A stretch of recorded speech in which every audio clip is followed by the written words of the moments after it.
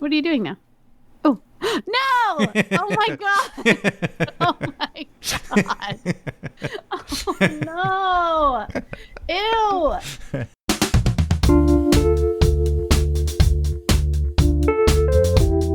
Welcome to One Topic, where we stick to one topic. My name is Autumn Fisher. My name is Greg Russ.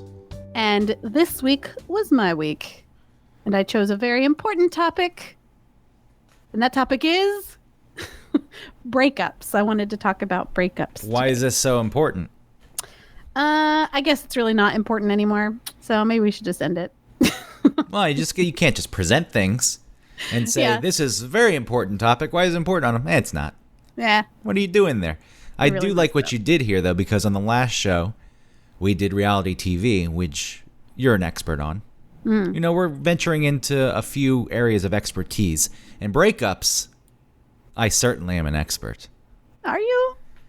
I mean, I'm not saying I handled them correctly, but I've been through so many of them. I made a quick list. Okay. I'd like to hear your list. Would you like to... I'll read the names. I have the number here also. These are all relationships, some of them shorter than others, and... you know, maybe they didn't count as girlfriends, but there was some kind of discussion about how we were entering a relationship, and maybe it only lasted 3 months or something, but these are all people who required breakups. So This is just me giving you my qualifications. Emily, Christy, Margot, Ashley, Claire, Brittany, Jill, Jessie, Molly, Jessica, Farah, Ellen. Wow. So that's 12. Wow. Say that. I feel like that was too fast. It was too fast. Emily, Christy, Margot, Ashley. This is in chronological order, too. Claire, Brittany, Jill, Jessie, Molly, Jessica, Farah, Ellen. Wow. Those were all people where some kind of breakup discussion had to happen. This wasn't, we went on a few dates and then you told me you weren't into me because I'm a weirdo and you had to let me down gently. Right. It wasn't including those. And were all of those by the other person towards you? Were all these people who broke up with me? Yes, I'm sorry. No. I mean, I can go through that and figure that out quickly if you want. Emily broke up with me. Christy, I broke up with her. The Margot thing was a mess. I don't even know. Mess is its own category. Yeah. Ashley, I broke up with her. Claire broke up with me by smashing in my car windshield. Brittany broke up with me. Jill, I broke up with her. Jessie, I broke up with her. Molly broke up with me. Jessica was another mess, but ultimately came down to her with ditching me. Farah, I broke up with her, and Ellen. So surprisingly, I did more of the breaking up. It looks like. How many of those were? It was like half the list in New York. Starting with Jill, those are the New York days. Yeah. So 1, 2, 3, 4, 5, 6 in New York. Okay. So there you go. That the only reason I'm bringing this up so early is just to show when we talk about breakups. You've got someone here who's been through it. Right. Run the gauntlet. Right. Been so through grateful to have you been broken up with and have broken up so many times. Yeah, been through the eliminator. So what about, okay, so you're not including early school days. Like when you say you're going out with someone and it really just means you like hold hands in the hallway. I never really had that. Emily was my first girlfriend of any sort, and that was 11th grade. There were people I liked in school, but I never entered into one of those we're going out relationships. There was someone in 10th grade that went on a few movie dates with and liked at school, but nothing had been discussed. And no, I was a loser when it came to that, Autumn. You were one of those people who constantly had the boyfriend in school. I'm going out with this person, and you met at the locker, and you ate lunch together, whatever. I hated you. Well, we never ate lunch together, but we would try and like walk to our classes together. Yeah, how romantic. And I would put blueberry lip smackers on my bottom lip and vanilla lip smackers on the top lip. So I had like a blueberry muffin. Kiss. Mwah. The thought you put into it as a child. That's what you are at that point. Even though you think that you're an adult and you've got all this figured out, you're a child. 6th grade. And you're thinking, I want this kiss to be nice for him. What was his name? John. For John. John's really going to like it if I mix up these lip smackers.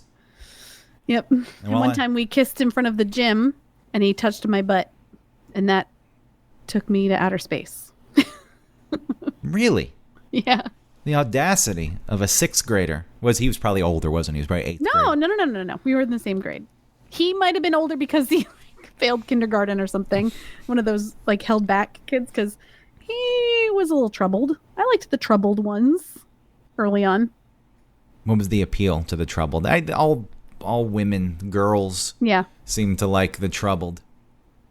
Hopefully they grow out of it. That's why I switched it to girls. Women, at some Right. point in their lives, not all of them, hopefully though, say, what the hell? No way. Yeah. You've got too much shit going on. I want nothing to do with you. But yeah, when you're younger, Yeah. the attraction. Well, he was interesting, which I guess interesting meant maybe a little dangerous and exciting. He wasn't dangerous, like he was fine, but it was like I think I read it in one of my journal things when we talked about that episode. What episode was that? We called it notes because Notes. Okay.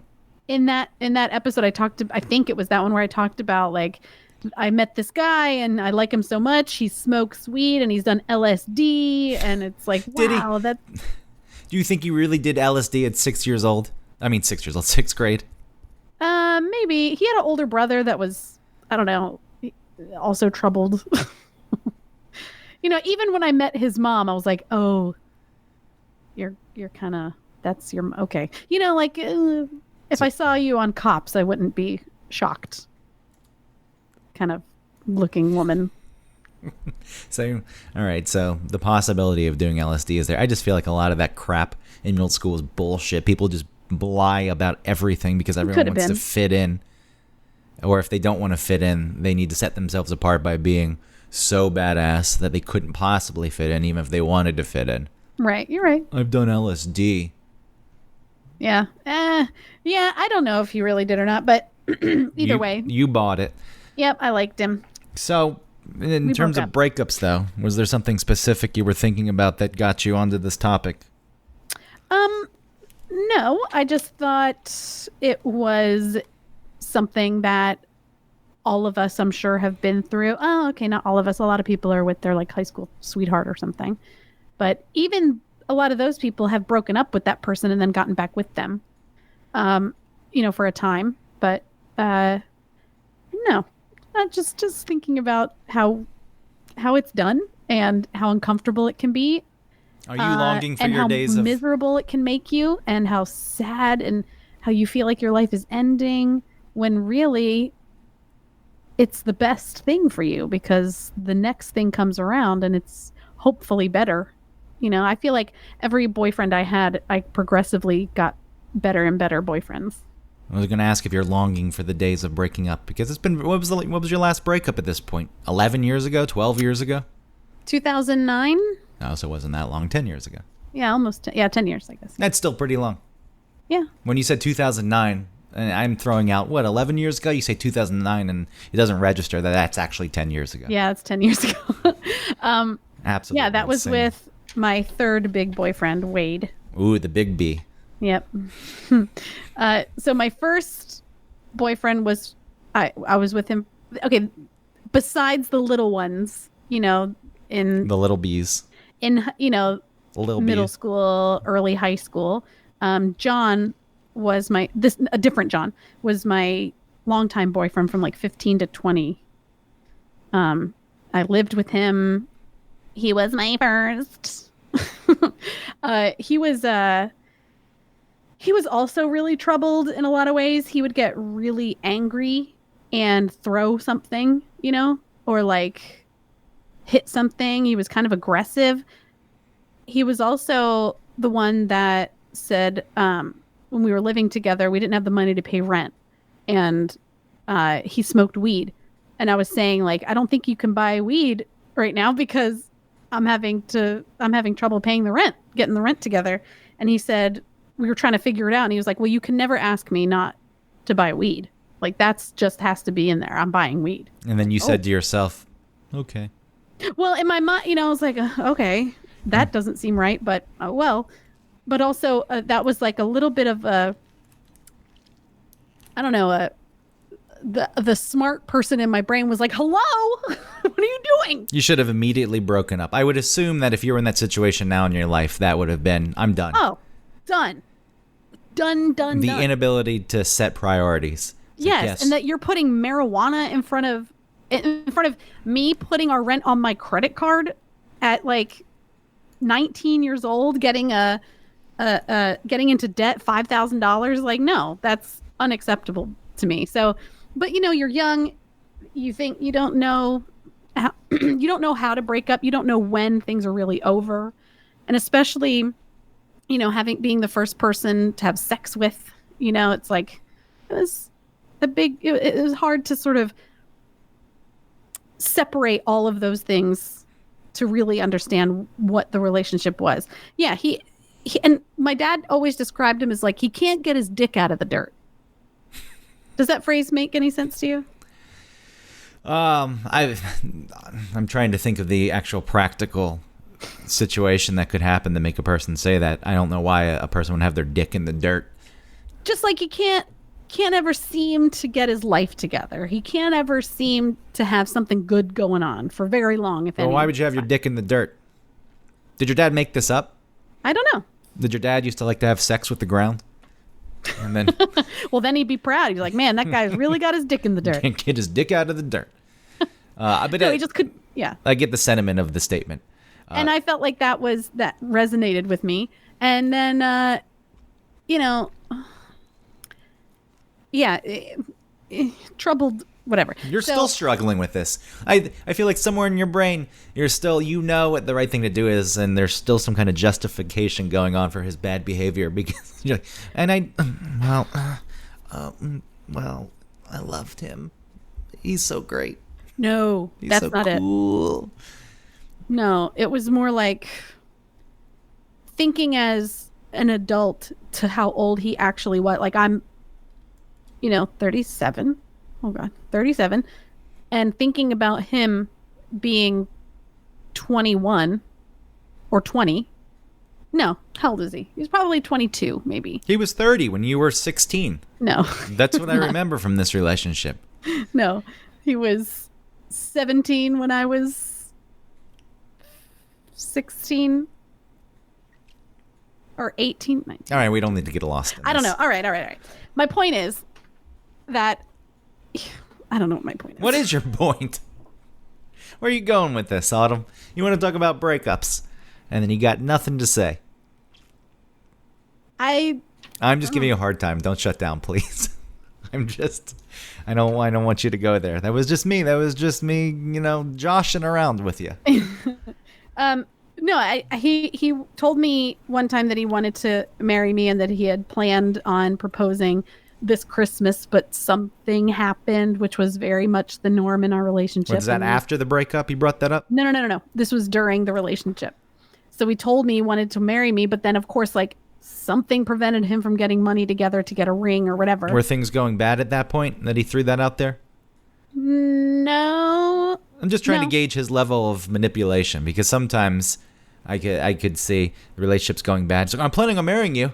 And it's like, No, it wasn't it's a that. last ditch effort. You throw the life raft out there and get on, climb in. Come on, we're still afloat. Or after the breakup, especially if you broke up with the person, I was going to marry you. I was ready to do it, but I couldn't afford the ring.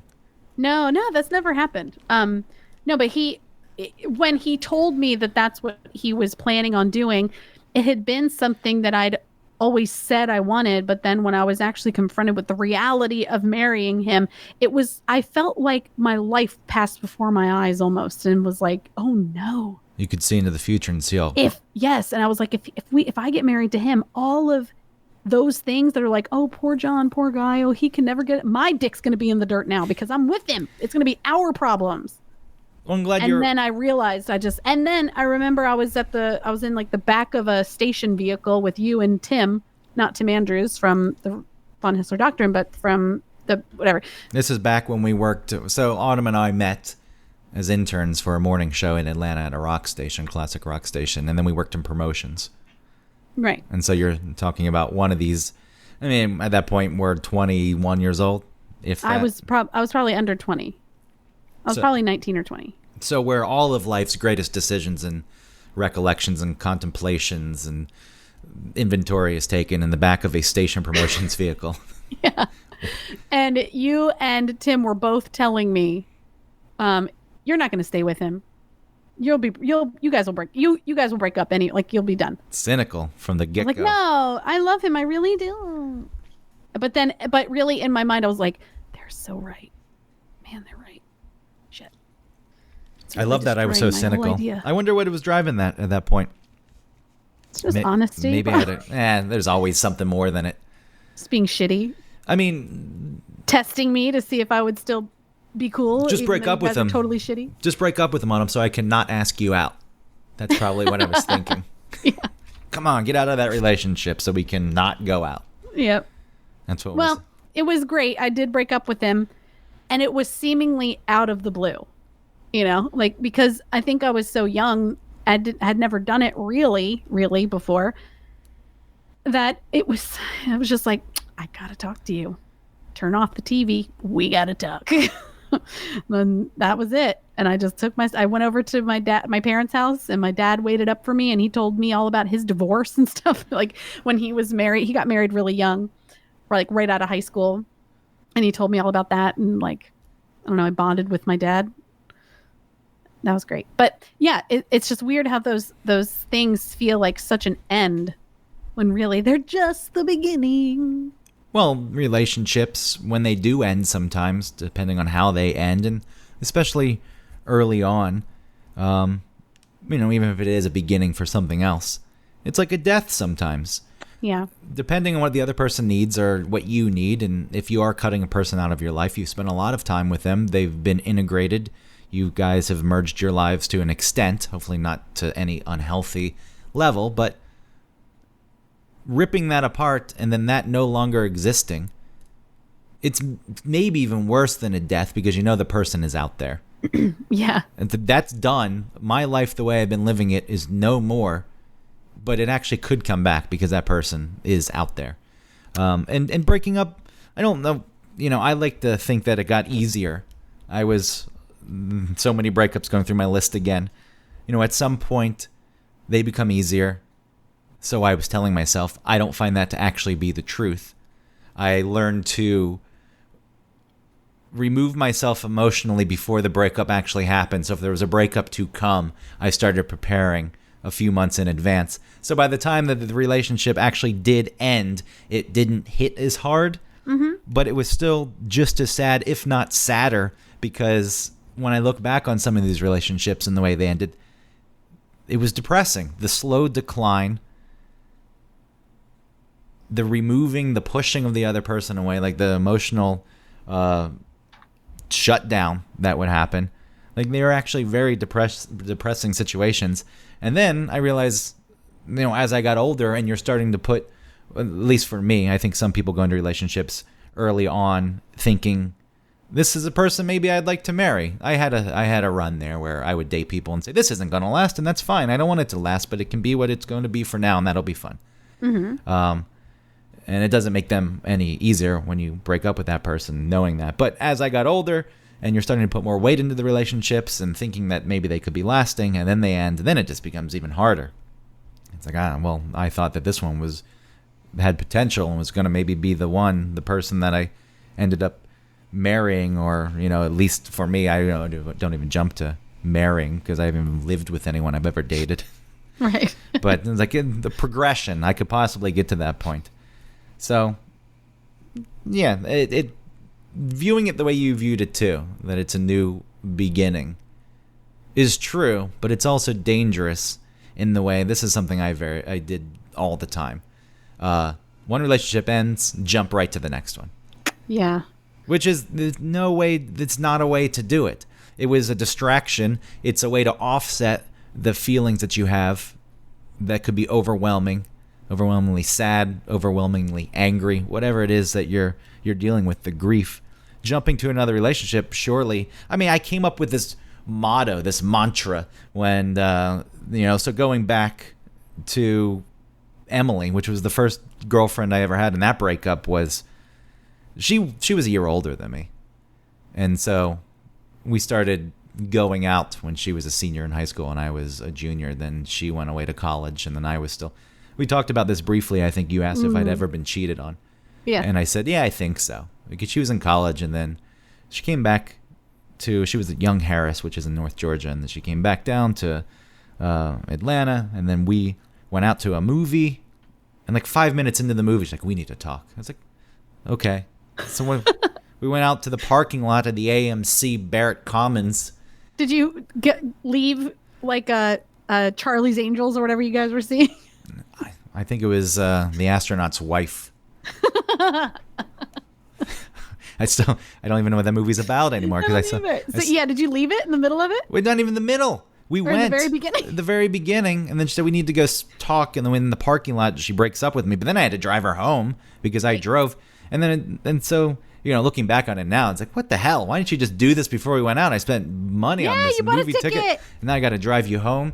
So I dropped her off at her parents' house, and I just sat in the driveway in my car and I cried. I cried. In her driveway? And cried. Yeah, her dad eventually came out and talked to me. Oh my God. And that felt so awful. Like that was awful. I didn't know how to deal with that. I was crushed. And the truth is I didn't really like the relationship.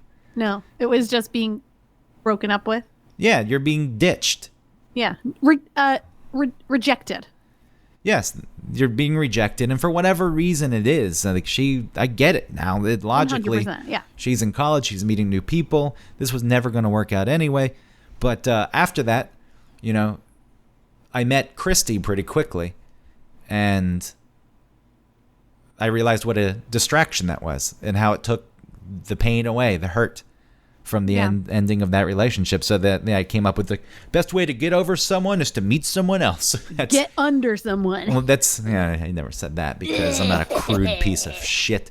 But so then I lived by that. I realize how stupid it is now. But so one relationship would end, I would just jump to the next one, to the next one, to the next one.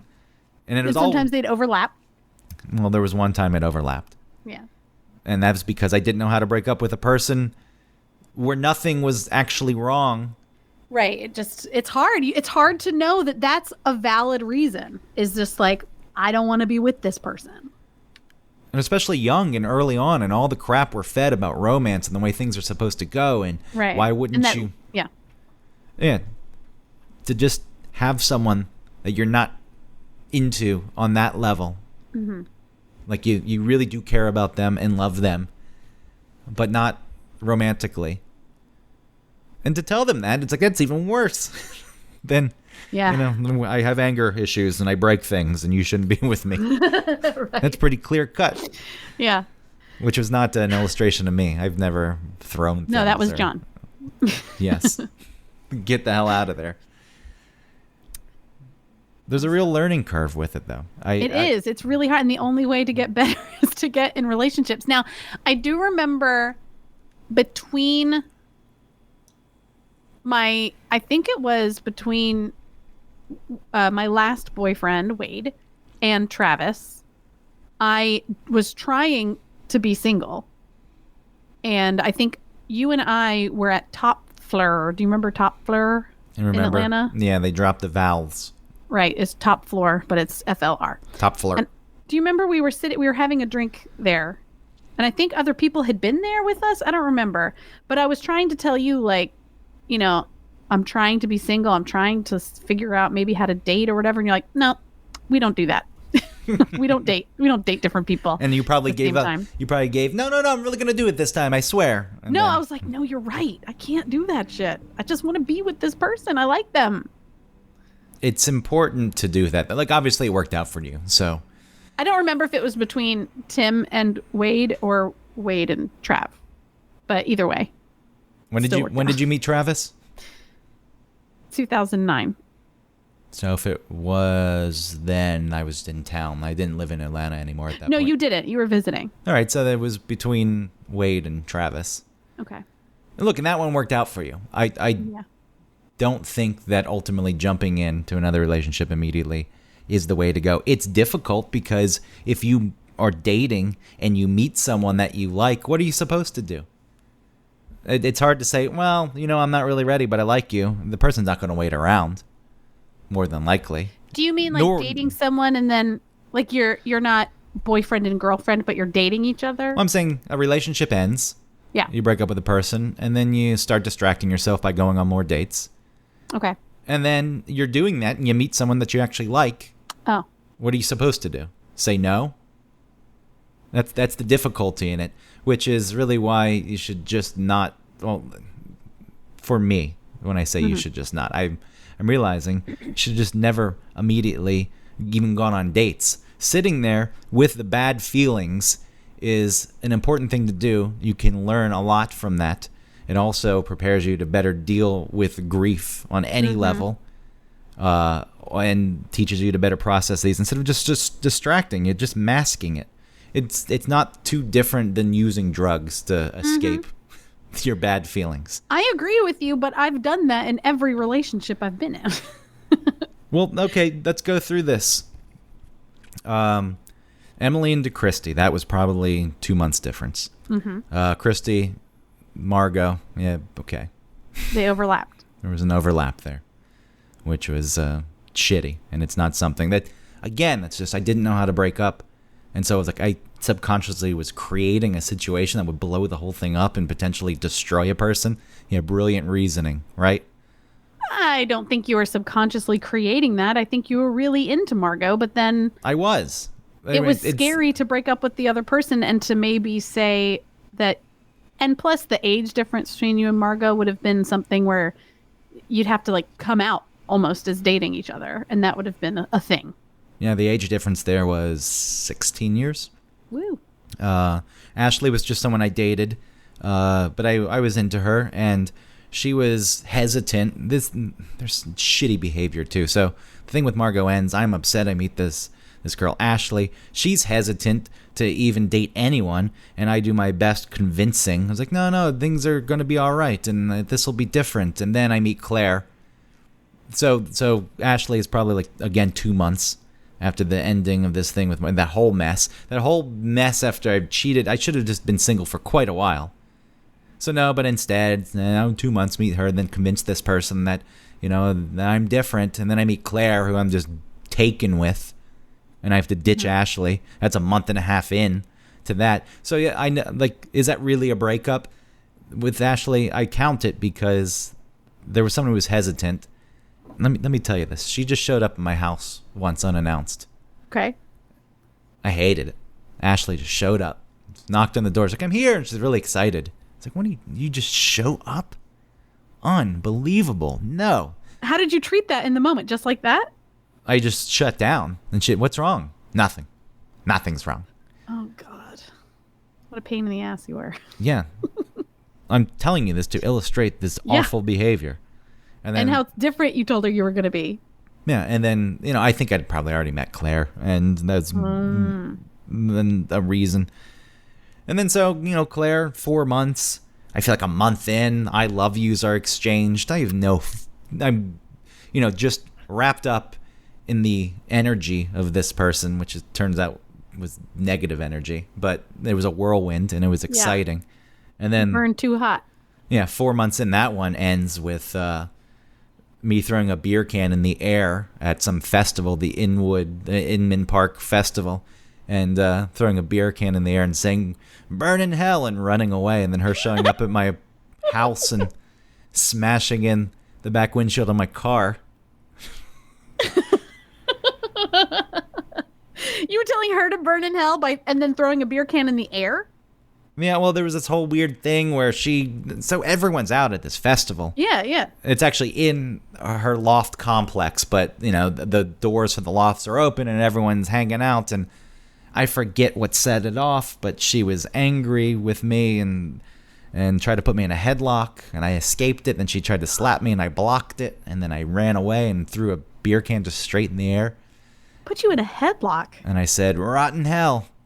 Wow. And then she came and bashed your... And then I bounded down 4 stairs. I jumped just down all 4 and ran out of the complex. And then, there were more events leading up to it, but she smashed in the back windshield of my car that night. Oh, that's right. And I remember the events that lead up to it. There was... So, that let me tell you this.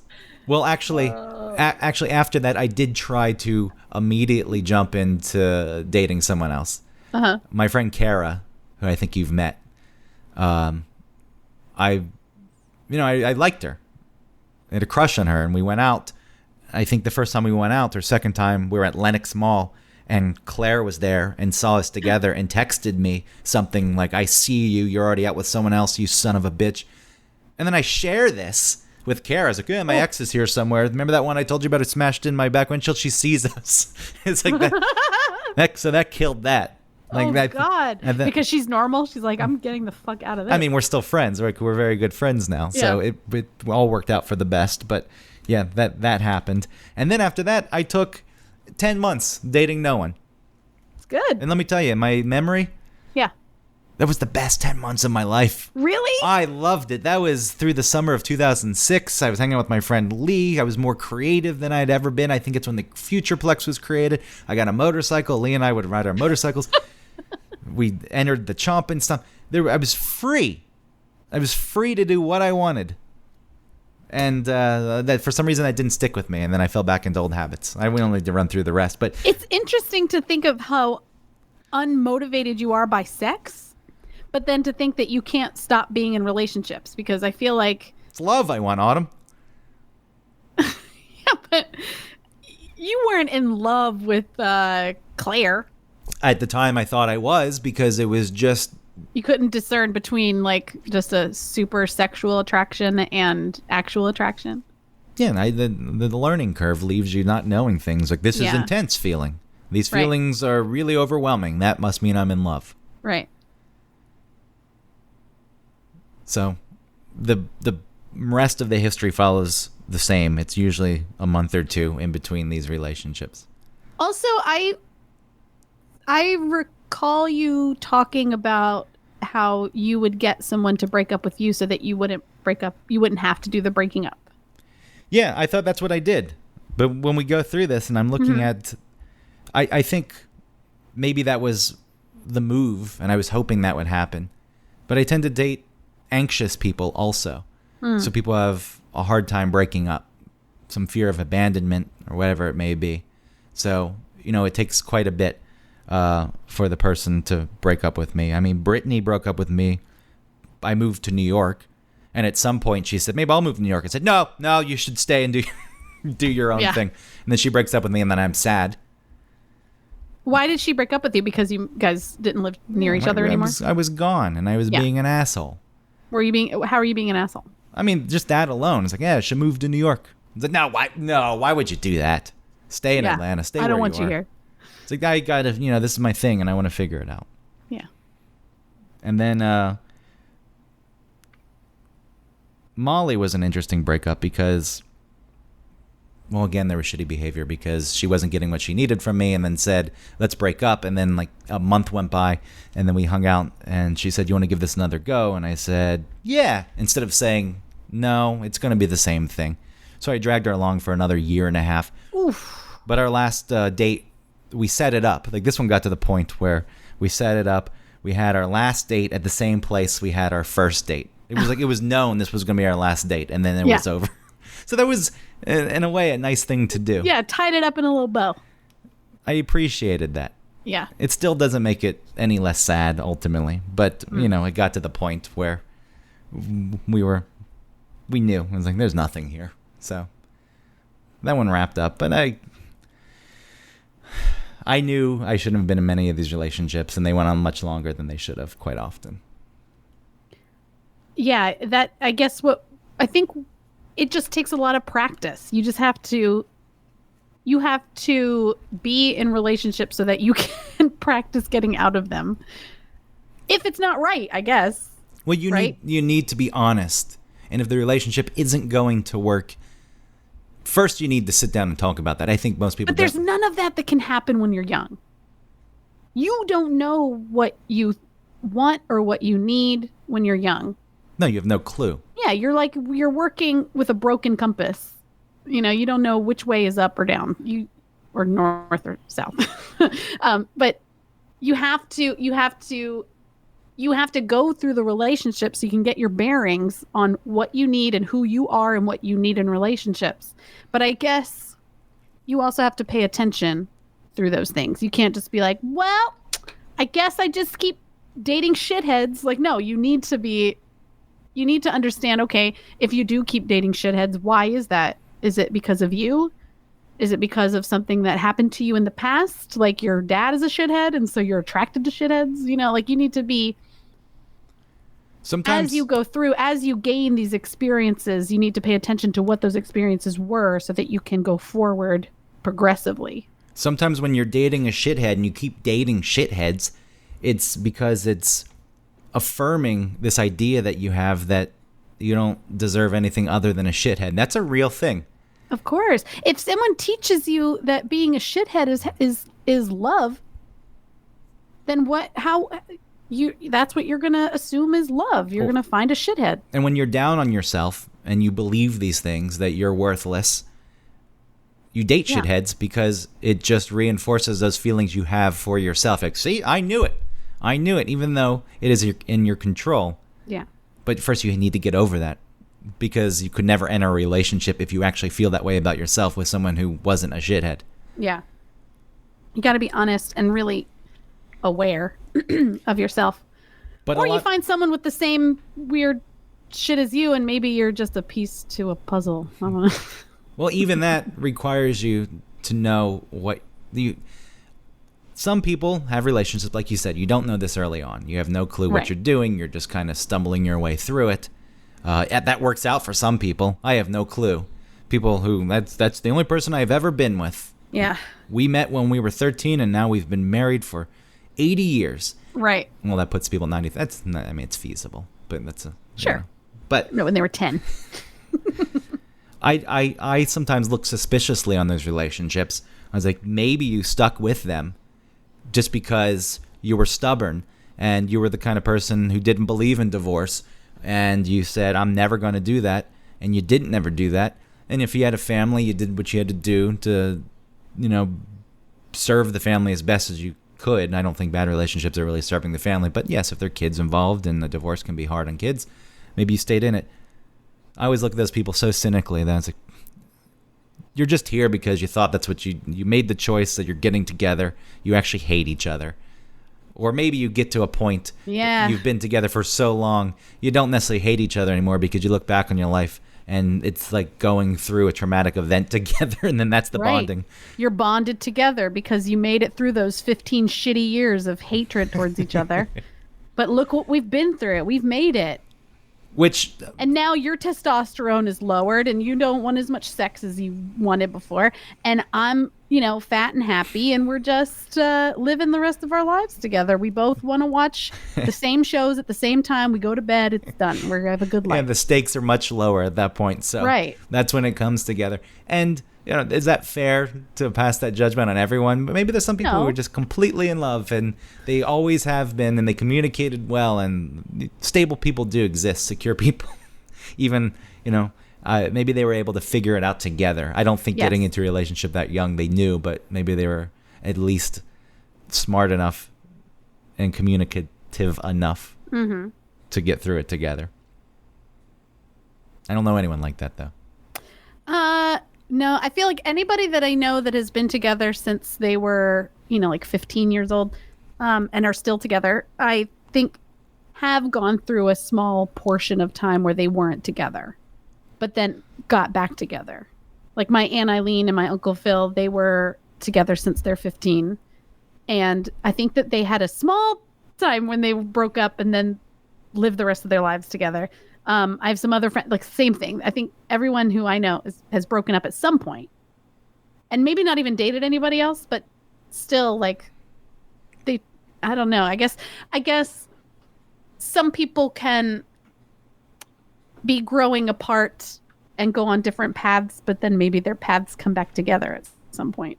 Well, I think that brings us to this idea of taking breaks from a relationship, which some people don't believe in at all. And I think there was a period where I didn't believe in it either, because usually what it was a person just wanted to have sex with other people. Oh, that's the breakup part, or the break part. Well, they set up a break because they don't want to do the full breakup because it's too sad and it's too much to handle. And so the break is just an easing into the breakup. We're going to get used to not being together. And then at some point when this is all said and done, even though it's supposed to be us figuring out if we want to be together, I just want to have sex with other people at this point. And after, I've distracted myself and I'm not going to feel so bad about it, we'll break up. And That makes me think a break like that when especially when the dude brings it up because they think that they're going to get some sex when really the chick is the only one who gets the sex and the other guy's like I've heard people say like they thought that I'm in this relationship and I'm on this bus, right, and there's a lot of women on this bus and I could have sex with any of those women I wanted, right, because you think you can because you're in a relationship, and then you break up with the girl and then you think like, how am I going to have sex with anybody? I don't know how to do this. I don't know how to approach someone to have sex with. But yeah, so anyway, like a dude can't get sex anytime they want. The girls can get sex anytime they want. Yeah, that idea the guy has, I'm going to get out of this relationship and it's just going to be like it's going to be like Candyland. Yeah. I'm going to run around and everything I want will be mine. And then, yes, the guy's sitting at home and the girlfriend that he broke up with or took the break with is the one That's right. The girlfriends have taken her out. Like, we're gonna get fucked up. Oh my god, she was pregnant with her boyfriend. And then the guys are there and then they hit on her and she says, Yep. Sure, okay. They can smell it. Like sharks. Mm-hmm. Blood in the water. Look at her. She's emotionally hurting. I'm going to take advantage of that. That's right. I don't care. You can call me your boyfriend's name in bed. And then I'm going to high fin my friends. I fin. Okay, so tell me more about breaks. What do you think? Well, I think there is room for breaks if you're not being a liar about it. If you're being open and honest about what you really want. And I think the way a break could work is sometimes the pressure of a relationship can become paralyzing. If you're in it and you really want it to work, but there are certain things that aren't matching, personality-wise, whatever it is, it becomes difficult. And I think that there are times it can't be fixed from within. So if you actually want to step back and remove yourself from the relationship so you can get a better look at it, it's like being in the middle of a hurricane. Yeah. Let the dust settle. It's harder to understand what's going on when you're in the middle of the hurricane. You know it's a hurricane, but you don't know what to do. If you pull out and you look at the hurricane from above, from a satellite, you see it for what it is. Right. Like, well, look at this whole storm. If both people are actually dedicated to looking at themselves, they want the relationship to work. That's the first thing. If some person doesn't want it to work, then there's no point in doing it.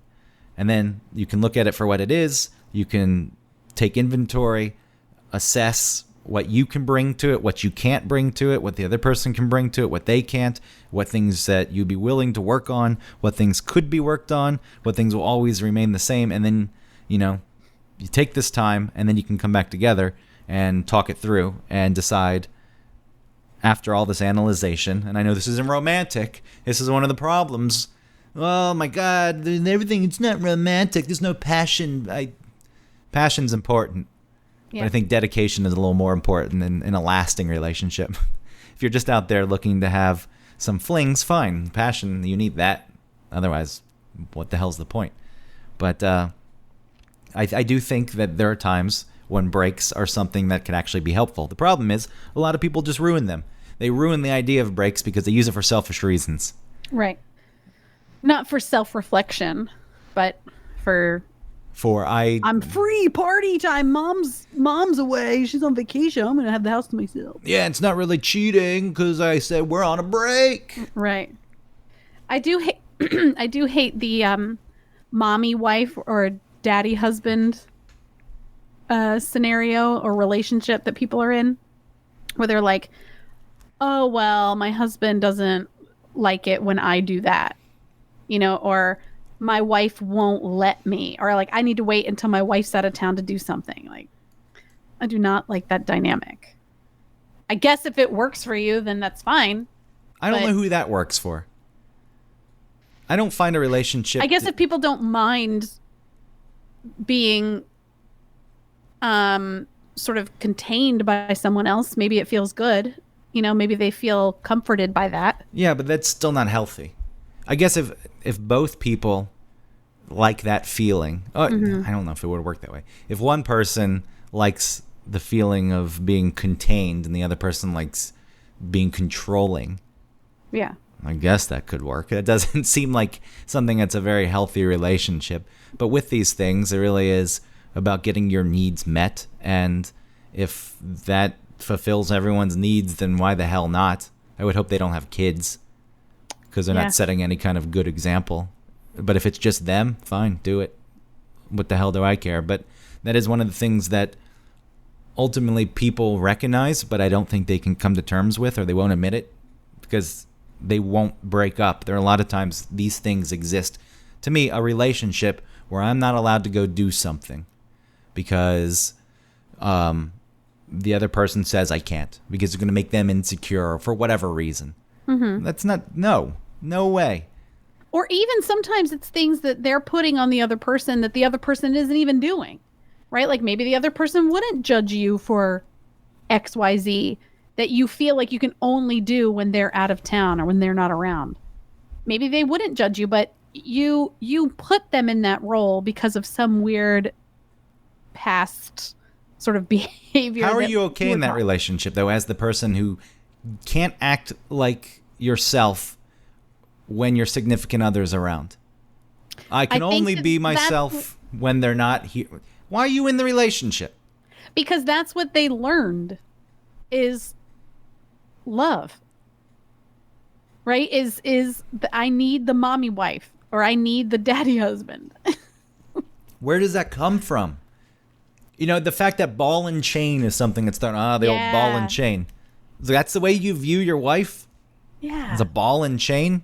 I would prefer not to be in any kind of marriage. I will be an old spinstress.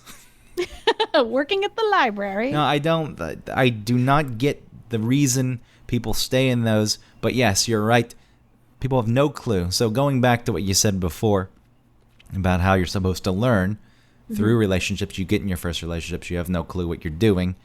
You're supposed to take note, understand what's going on, what didn't work, and apply that. And you continue to grow. And I'm not saying it's easy. I feel like it's taken me just to this point in my life to even begin to understand this stuff. But there's still a desire to figure it out. And there wasn't a desire for a while with me, which, if I'd started this earlier, I think I could have figured it out earlier. But, yeah, maybe you would have cut that list in half. But there's an inability for a lot of people to say it's okay to break up. This is not good for anyone involved, but they will not leave. They just stick around. Because it's hard. What's hard about it? The breaking up? I know that breaking up is hard. Having to be honest with the person and telling someone that you did care about, or maybe you still do, things that they don't want to hear. So it's difficult. So it's better just to stay in a situation where both people are miserable. Make it. No, it does. For the rest of their lives, because you don't want to introduce. I'm not arguing with you. I'm just arguing with this idea. Because you don't want to introduce something that's going to make you feel bad and the other person feel bad for a temporary period of time. Right. Yes. And I say this, and I do understand that it's much more difficult than this, but I'm just presenting it this way because that is how ridiculous it is. You're right. It is. And like I said before, in the end, it's one door closes and another door opens. Not always.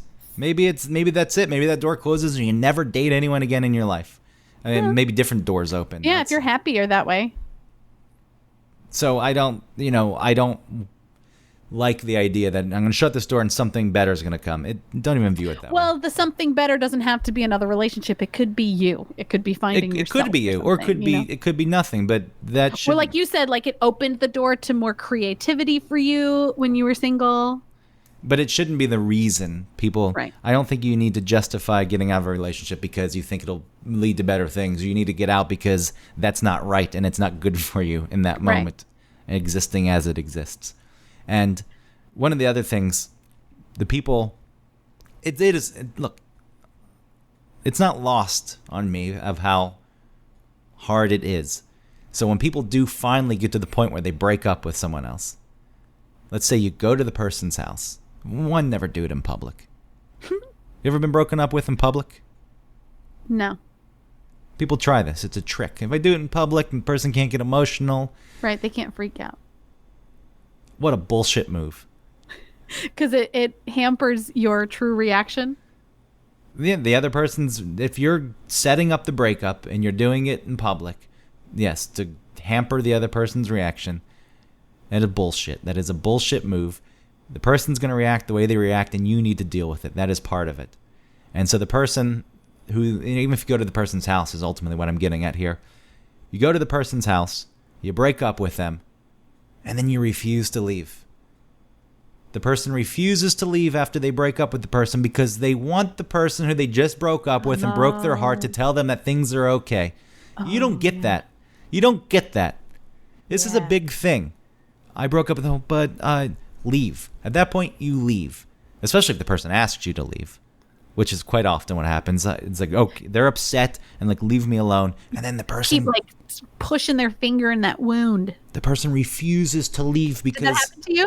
well, I see it happen quite a bit. I think I battled it with it myself. So, I've been in situations. You want them to still love you. You don't want them to. But you're don't rejecting them, but you don't want them to reject you. You don't get that in that moment. Right, you don't. That is not something you're allowed to have. You break up with the person, and then you need to sit with those feelings that you're feeling for hurting the other person. It doesn't mean you're a bad person. It doesn't mean beat yourself up and tell you're a shitty person. Tell yourself you're a shitty person. But you don't get to break a person's heart and then have them say to you, it's okay. Right. You leave at that point. You let things play out. And then maybe it is okay at some point. And maybe it's not okay at some point. But this is what comes along with it. And I think, Autumn, this is also what illustrates why maybe people just avoid it altogether and stay in shitty relationships. Because all of that is hard stuff to deal with. So, I still have a very hard time with people not leaving relationships, but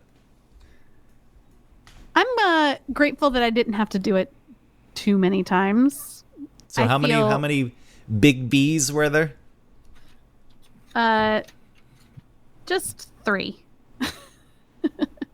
Why are you laughing? That's fine. Not everyone can have 12. Yeah, I know. 12 big breakups. You're right. I mean, it's an accomplishment. I feel a little bit lucky. I feel like a lot of the things that sometimes you talk about, trying to figure out and trying to work out in relationships and what goes on between you in relationships, I feel like happen a little bit more naturally for me. I don't think about it. It just seems to happen. And that obviously that doesn't work out every time, which is fine, but I just feel like I'm pretty lucky to have gotten through those and gotten progressively better relationships each time. And I don't know how that happened. I mean, besides what we said before with like learning what I need, and I learned, how to express what I need in relationships and what who I am and what that does to someone else. You know what I mean? And finding out how my behavior affects someone else so that at least if I'm aware of it, I can still express that thing, but understand that it may not necessarily be important to the other person, or the other person might not even need to react to it. But it's like I allow myself to feel something, but don't necessarily put as much weight into it like maybe I did before, because I've just learned who I am and realized that sometimes what I think is important or whatever is just important for me and not necessarily important for the other person. And I shouldn't expect them to just automatically find the things that I find important. And if they're really important, then I've gotten a lot better at telling the other person, like, listen, this is something that's bothering me and I need you to know that. Well, I think you've always been more emotionally aware, higher emotional IQ. Yeah. That just seemed to be natural for you. And so the progression of your relationships, so you had the stoner guy who had no desire for any responsibility, seemingly. Yeah, anger issues. You got out of that one. Then what was next? Tim was the next big relationship. Yep. What did you learn from that one? That kind of seems like the same as the first one. Uh, Tim was more a little responsible. different. He was more responsible and a lot more mellow. You know, Tim has anger issues, but not like get frustrated by life and just throw something that you care about. Like, All right, so there's a progression. The first one, he got rid of the intensity yeah. of this guy, and Tim's a little more laid back. But then some of those underlying issues were still there. Yes, and I was able to tell Tim some things that I needed, but some of them were so needy. You know, it was like but also at the same time he was kind of neglecting me. You know, like he would just spend all his time in the back room on his computer, and I would spend my time in the living room watching TV or doing whatever. And I would ask him, I wanted him to come sit with me.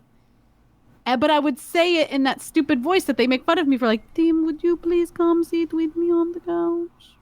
Yeah, Because it was vulnerable for me to say, listen, when you sit back here, I feel like I never get to see, you know what I mean? Like, I couldn't even put those into words. It was just like, then you come sit with me, please. I'd break up with you on the spot. Sure. Well, it should have happened. What are you doing? But you're young. You wouldn't have done it when you were young. What is this I was 20 voice? years old. I wouldn't have broken up with you on the spot. You're right, but it would have grossed me out. Well, Sex if you would were have been 32 done. and you were dating a 20-year-old and they were like, can you come see me? You're like, oh my God, what am I doing? I understand what you're saying, though. So Yeah. you're able to ask, and then I don't feel like Tim's the kind of person, and I don't want to go into too deep with this, but the kind of person who could actually deliver on those needs. He likes sitting in the back watching TV. Yeah. So He was on his computer or something. or whatever it is. So, that doesn't come together, and then you move on to Wade. Yep. And that overlapped a little bit. Like, I wasn't cheating on Tim, but I still Emotionally. wasn't. I was emotionally, definitely. I was like texting Wade, but secretly, because I felt like I was going to be busted and like it wasn't going to be okay. Because I was I was done. But I was also very young and still didn't really understand when things were done. And Tim knew because he was older. And Did he break up with you? He sat me down and we broke up. But he was the one was like, yeah, then it needs to end. I'm like, yeah, you're right. Oh God. So I mean, I guess if you want to say on paper, he might have broken up with me, but it was like we broke up. Whatever you need to feel better about it. Sure, take it. And then Wade and I were together. That was only just a year with Tim. It should have been like, 5 months with Tim. Hey, you moved in. I moved in right away. You start integrating your lives in such an extreme manner, then yes, breakups do become harder too logistically. Yeah. It's a forced intimacy almost. Like I am completely open, and I will do this if I'm going to decide that this is the person I'm going to try to spend my life with. I will definitely move in with him. I don't believe in only when we're married, but I do buy into we're not Not moving until you're definitely sure. which is I've never been to that point because that locks in a lot of shit. Like I'm living with you, and now one person's got to leave, and who gets this, and all of our stuff has to be divided, and the furniture, no. I'm staying away from that. Outside of the space, like the space thing is a problem for me too, and that's something that I work on. No relationship will work for me if I can't get over this need to isolate in my own space, which I think progress is happening. But anyway, so Tim breaks up with you. Sorry, mutual breakup. And then you move. Who broke up with the first one? I broke up with John. How did that go? That's the one where I was like, I got to talk to you. And then I've got to talk to you he just about let you this. go. He was almost fatherly about it. I remember. It was like, you have to do, what you like. He felt like I was so much younger than him when really I wasn't. At the time, it was kind of a big age difference. But I mean, if we were together now, it would just be like 3 years or 2 years or something. But it felt a lot different then. But no, he was very understanding, but then got angry because he got angry. And I remember being at one of those one of those metal concerts that had all the different bands, like Ozfest or something. and he was there. I didn't know he was there, but he went past where we had set up for the radio station, and he like saw me, and I was like, oh my God, I was kind of excited to see him because it had been a long time, and he was flipping me off like two double birds, just like, bleh. Yeah, what a guy. And then he came back later, and we sat down beside in the sidewalk. We just sat down and we were talking about everything. And after he flipped you off, you're gonna talk to him? Yeah. Yeah. What a loser. So then he still comes over to my parents' house, still to this day, and cleans their gutters for them for free. And so there you go. That's nice. Yeah. He's still living in the same spot. He's still, yeah, okay. He's gotten a little nuttier, apparently. There's some things that my mom has told me about him that, like, he's gotten a little paranoid, I think, because of pot, probably. The weed. It was like wake and bake every single day. I don't know how people exist like all that. day long. He was in construction, so I think it was pretty You shouldn't be on a construction site impaired. I agree. He's the kind of person, though, where the weed it wasn't like he would relax and smoke weed. He would like clean the house and be high. Yeah, you know what I mean? I get it. You're still just not in control of your faculties completely, and you're on a construction site. So you break up with him, and Tim breaks up with you. Sorry, mutual. And then you get. Right. And then I feel like the Wade relationship was very similar to these first two relationships. It was lack of motivation for him. Yeah. So really, there's a trend here going on with you. And you just so happened to meet someone who wasn't like that. So Wade. So when you say go, really work. Wade, when I first met him, was in school. He had changed his major a couple of times, which was just par for the course for me. It was just like whatever. So there were no red flags there for me yet. He had changed his major a bunch of times. He had gone to different schools. He was trying to figure out what he was doing, which makes sense. You're young. You're trying to figure it out. He's sweet with his mom. He comes from a real Southern family. Happy, his family is nice. Everyone's nice. So there are no red flags there. And then he finally graduates. His granddad, his pop, gave him a small trust. It wasn't like trust fund kid. It was just a small chunk of money that he only got when he graduated. That was called a trust. Because when you say trust, right, it's like some millions or whatever. It wasn't like that.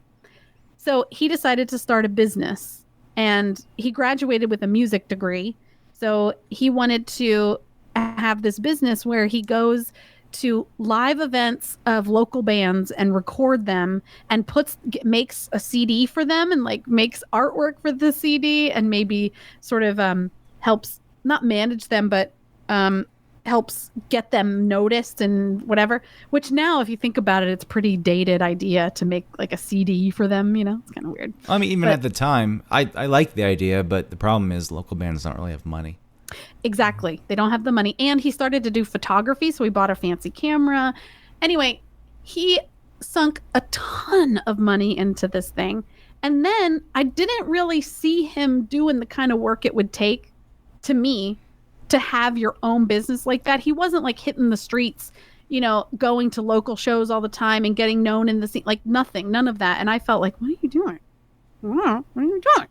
So again, it was just like, like this thing, and it just felt like nothing was progressing for him. And I was like, and I liked him. He loved music, and he loved music the way I loved music, and we could harmonize together and we could sing together, and I really loved that, and I really missed that, honestly.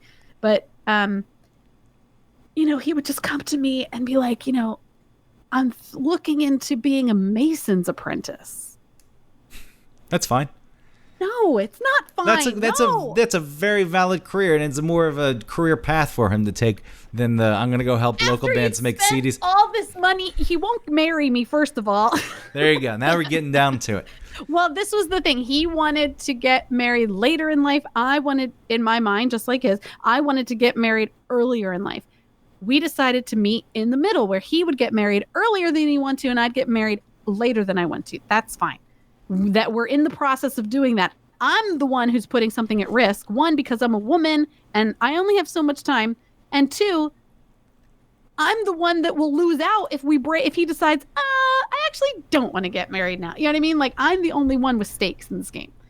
So I'm thinking, all right, he's graduated. He's starting a business. That seems a little risky, but so there's no support. Like there's no trust in a future that we're making together. Because So he didn't know a future for himself. he didn't. So you can't And I expect wanted a person someone to. who knew that, I guess. Not someone who's like, I'm in business. I'm a Wall Street. No, but he had no plan for himself, so there's no way he can make a plan with you. Right. And so I was like, I was gearing myself up for like, okay, I guess I'm just going to be married to a dreamer. And I'm just going to have to come to terms with that. He's going to have dreams and maybe something will hit, but maybe it won't. And I'm just going to be I'm going to have to be the one who brings in the money, who brings in the stability. That'll just be my role. And I was disappointed by that, but I guess I loved him. And then I met Trav, who was fun. And another emotional affair. Yes, another emotional affair. He was doing things. He wanted to do things. He made me dinner once. And I just thought that was the best thing ever. Because what would Wade do for me? He'd heat up a Hot Pocket. That's nice. What kind? Pepperoni? Oh, of course. Pepper. Or honey. I liked the ham and the cheese one. The cheddar ones were okay. I know. They're kind of gross, but I kind of like them. All right. So look, you had a type, and you could have easily gotten stuck in it. I'm glad that you found Travis. And I do think that you are emotionally more intelligent than anyone I knew, especially early in the 20s. But I can also see you falling into a trap in just a repeating cycle of becoming attracted to these emotionally, I don't want to say they're unavailable, but they're not necessarily engaged Yeah. guys. And you met Travis and it worked out. But now Travis has some trouble, too, with his emotions. He's a really sensitive person. But he was, raised in Wisconsin and in a family of all boys. And, it was like, it wasn't always talked about, how you feel about something or how something was making you feel. I think that's pretty common, but Totally common. But for him, because I think he has anxiety and he's sensitive, his brothers call him like he's sensitive as like a negative, Yeah. And I think it's sweet, and I like it. And so with him, I think I think I got lucky with him because he is sensitive and he wants to talk about things, but I don't know if he was sort of like trained to talk about them. So now sometimes I have to like pull it out of him. that's okay though. I think the big part of it is just the willingness. Yes, to he's begin. very willing. It's not And I think he feels like he's really lucky to have me. He always thinks like she's going to find out I suck any minute and she's going to leave. So it puts me in a nice position where it's like to prey on his insecurities. No, it's just more like I don't have, he wants to make sure that we're okay because he doesn't want to lose me. Not like I care about losing him, but I just don't think that way. Like he's going to find out I suck. Yeah, so it worked out though. I mean, he seems to be pretty secure. You're coming up to New York again to visit. Yes. I told him the other day, I was like, listen, thank you so much for understanding and being so supportive of me because going back to New York is kind of weird. But I mean, not weird. I don't care that it's weird. I'm very excited What's weird about it? that you're a man and we're going to see Phantom of the Opera again. Yes, And that we love each other so much. and this is something that's, emotionally we're engaged with, Phantom of the Opera. And you make fun of that as much as you want for us. We can't help ourselves. Yeah, and I get it. I think I don't talk to Travis that much, but I always think that it's important to me to engage another person's significant other because I'm not a threat and I want people to Right. know that. I think that sometimes dudes just in some, maybe even some subconscious way, have a need to prove that they're superior than other men. So in this kind of situation, obviously he's your husband, but I could just ignore him and I can make him wonder and make him worry. And that'd be great for me. Like, I don't want to operate like that. Like that's no way to go about, No. So again, I hope that he knows that everything is fine. No, I think he does. Otherwise, I think he would be giving me shit for it at least. Yeah, and I think the initial part of me bringing this up is you're saying he's sensitive, and I don't want to say insecure, but if he's worried about losing you, like this could Well, be, he has anxiety, so if this that could be a big thing then. Like, includes insecurity, maybe. yeah, anxiety. This could be a big thing, and people could throw real fits about it and say no and make you feel bad for it. And it's everyone's got their own issues. It makes me feel closer to you, not than to Travis, but I mean, like, it makes me more secure in. It makes me more secure in my relationship with Travis because he trusts me, and it makes my friendship love with you even greater because it's able to happen. Yeah, you're not feeling guilty over it. No. And he's not making you feel bad over it. And he's not making me feel bad. And I feel like if he were making me feel bad, I would start to think there must be something wrong. And why do I not feel bad? I guess I should feel bad. Now I feel bad for making him feel bad. You know what I mean? And some people like that too, because if they're anxious about it, that's how they offset their anxiety. Right. Or if it doesn't offset it, that's how they drag you into it. Like, well, this person now feels bad too, so I don't feel alone. And I was saying, everyone's got their issues. And really what is important in relationships at that point is how you try to work through your issues. And if you're with someone in a relationship, or if you yourself, which is hard to admit, are unwilling to look at yourself honestly, or the person you're with honestly, and then decide if the work you can put in would better the relationship, then you should get out. Just leave. And that's the big thing. With breakups, I know we're talking about how difficult they can be, but I'd like to just end it with get the hell out. Sometimes don't be an asshole. Well, sometimes you do need that's the truth. It's very hard for people to leave, and for all the reasons that we've stated several times, but you need to be very honest, and it's not always easy to look at a situation for what it is. I think too, anytime you're having a discussion with your partner too, it really doesn't matter the intricacies of what you guys are arguing about. Sometimes it's about how the other person is feeling about the thing, right? And it's about something you did made them feel a certain way. And it doesn't matter whether they're right or wrong to feel it, or whether you meant to do it or not. It's just, do you care about how that person feels? No, people get wrapped up in the right and wrong part. Right. And it's like, you shouldn't feel that way. It's like, well, it's too bad. They feel it. Yeah, I fully believe that feelings are never wrong. It doesn't mean that they're rational, which is a different thing. Right. But it doesn't mean they're wrong. Something has triggered the person to feel a certain way. And you Do acknowledge, you care? And if you don't care, then get out. Yeah, you acknowledging that doesn't mean you're admitting that you're wrong. It's like Right. put the ego aside for a minute and look at the person and just discuss, like, what is causing you to feel like this? Right. And if you acknowledge their feelings, quite often you'll find that they're willing to say, I understand that's a bit irrational, but here's how you can help me get through this. Right, because the more you deny it, the more that they feel like they have to defend it, and it becomes something that they can't admit might be dumb or, irrational, like you said. Or they just start feeling like they're constantly wrong, which is no way for a person to exist either. Yes. So if that's the case, you're the jerk. If you're the one who's denying it, and you should be broken up with. Right.